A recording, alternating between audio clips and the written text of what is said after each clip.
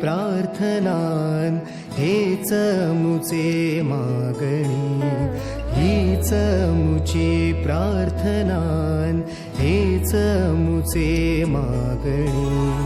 माणसाने माणसाशी माणसा समवागणे,